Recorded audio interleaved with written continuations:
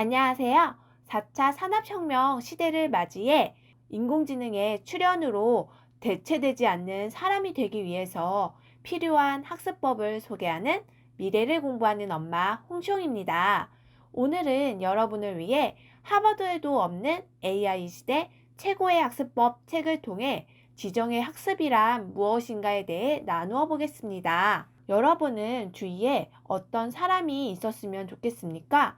저는 저를 성장하도록 돕고 저의 이야기를 공감해 주시는 분, 선한 영향력이 있는 사람들과 함께하고 싶습니다. AI를 통해 바라보는 우리의 미래의 모습은 자동 사살 무기를 인공지능이 이용해 인간을 위협할까요? 인공지능이 무서운 것이 아니라 인공지능을 악하게 사용하는 사람들이 무서운 미래가 될 수도 있기 때문에 미래를 대비해서 선한 목표, 더 의미 있는 목표, 가치 있는 목표를 설정하려면 우리가 함께 지정의 학습을 통해 아름다운 미래를 만들 수 있도록 협력했으면 좋겠습니다. 지정의 학습을 어떻게 하나요? 변화를 위해 기록해야 한다는 거예요.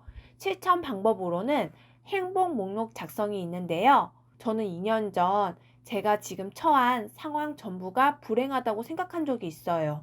그때는 내가 무엇이 행복한지, 무엇을 좋아하는지 느끼지 못했던 것 같아요. 불행하다고 느껴질 때 행복 목록을 보면 나는 행복한 사람이라는 것을 다시 느낄 수 있어서 어둠에서 쉽게 벗어날 수 있을 것 같아요. 적어도 하루에 하나씩 행복 목록을 채워가 보시는 건 어떨까요? 두 번째 방법은 생각과 감정을 문자로 기억하기예요.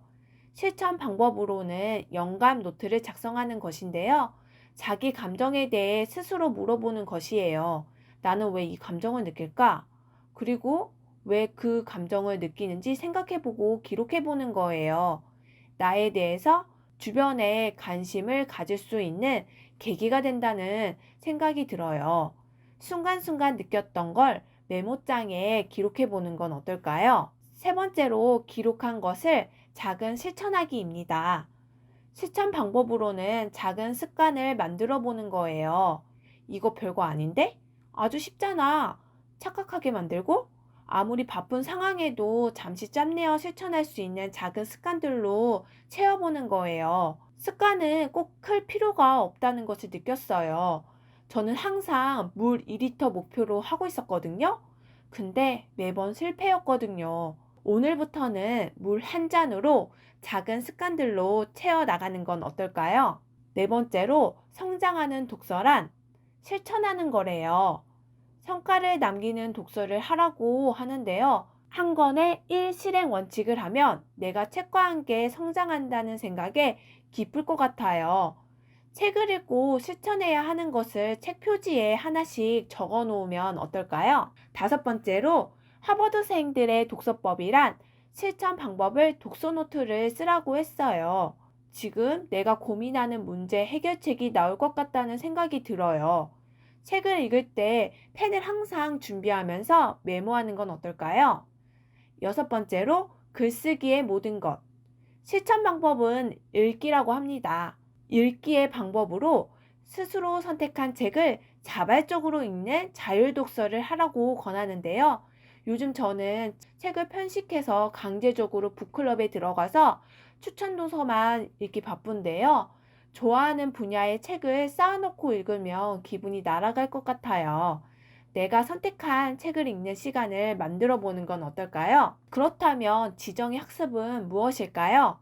저는 이 책을 읽고 생각해 보았는데 영상을 보고 새롭게 알게 된 것, 배우게 된 것을 나의 생각과 진정성 있는 감정을 담아서 글, 사진, 영상으로 올리고 느낀 것을 삶에 실천하는 것이 지정의 학습이라고 생각해요. 4차 혁명 시대에 많은 콘텐츠 중에서 서로에게 선한 영향력을 끼치고 아름다운 디지털 생태계를 이루기 위한 선점을 위한 학습이에요. 지정의 학습에 책을 읽으면서 깨닫게 된 것은 댓글 쓰기는 타인의 글을 동료 학습자에게 서로 배운다는 겸손의 자세로 깊고 넓고 경청한다는 것이에요. 그리고 예의를 갖추어서 공감하는 댓글을 다는 것, 이런 과정에서 서로 협동심을 기르며 아름다운 공동체를 이뤄가는 토대가 된다고 해요. 지정의 학습은 함께 성장하는 것을 추구한다는 것을 인지했어요. 느끼게 된 것은 내용을 보지 않고 좋아요만 눌렀던 제가 한심하고 부끄러웠어요. 좋아요를 많이 눌러주면 좋다고 생각했어요. 하지만 진정한 공감을 하지 않아도 누른 적이 많았거든요. 이 행동이 소통이 아니라 육체 노동에 불과했구나. 제대로 소통하는 방법을 알 수 있어서 감사했어요. 실천하게 된 것은 댓글을 달 때 내용을 보고 진정으로 느끼는 부분을 토대로 내가 공감한 내용에만 쓰기로 했어요.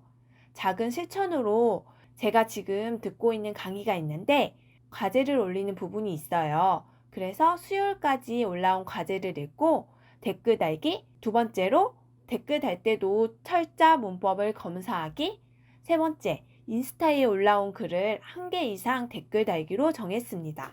하버드에도 없는 AI 시대 최고의 학습법 지정의 학습 책을 소개해 드렸는데요.